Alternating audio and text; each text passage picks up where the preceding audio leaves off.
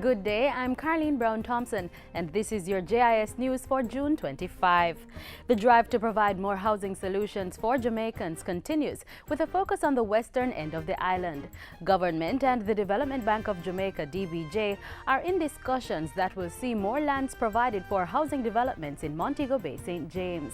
Minister without portfolio in the Ministry of Transport, Works and Housing, Dr. Murray Sky, made the disclosure on the second day of his tour of housing developments across western Jamaica. The managing director of the Development Bank of Jamaica indicated that the 1,000 plus acres of the Montpelier land is up for divestment, and indicated that part of it will be for agriculture and part for housing. So we are looking at elements of this to see what can be done. Minister Guy says the Housing Agency of Jamaica is already doing significant work in the parish of Westmoreland. More children in need of care will be placed in foster care as the government moves to improve the safety and protection of the nation's children. Minister of Youth Lisa Hanna made the disclosure on the JIS discussion program Issues and Answers. We realize that we've kept over 1,000 children out of state care, which has saved us about $200 million. So whereas it costs the government in excess of $13,000 a week per child in a state children's home, what we recognize is that it not only costs less to place a child with a family, but developmentally it is better for the child. In addition, the minister says the government will be paying for 2 social workers who will be assigned to the Center for the Investigation of Sexual Offences and Child Abuse, SISOCA. Local and medium-sized businesses now have access to technical and financial help to reduce their energy costs thanks to a government initiative called DBJ Green Biz. It's a new energy efficiency project for businesses funded by the Development Bank of Jamaica, DBJ, with support from the Inter-American Development Bank. DBJ Green Biz will provide loans of up to $30 million.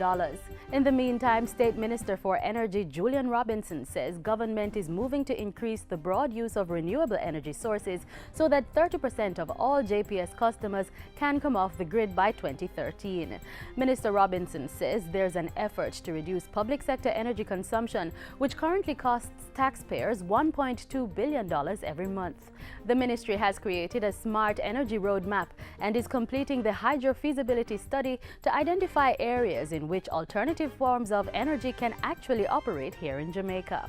We would provide the platform for private sector players who we believe, with the new rates that will come out shortly, it will be attractive enough for the private sector players to make a return on their investment. The government is moving to bring British Overseas Territories under the ambit of the Mutual Assistance Criminal Matters Act to increase cooperation on criminal matters. An order tabled in the Senate Friday seeks to make changes to the act, which facilitates important forms of legal assistance between Jamaica and other countries. The Office of the Director of Public Prosecutions reports that it is currently unable to fully assist British Overseas Territories like Cayman and the Turks and Caicos due to the limitations of the act. Justice Minister Mark Golding says this in turn affects how favorably those countries respond to requests for legal assistance from Jamaica. The designation of these countries under the Act is critical to the nation's war on transnational crime, as it will be an important tool to help combat the high levels of organized crime and corruption being experienced by our country and the Caribbean as a whole.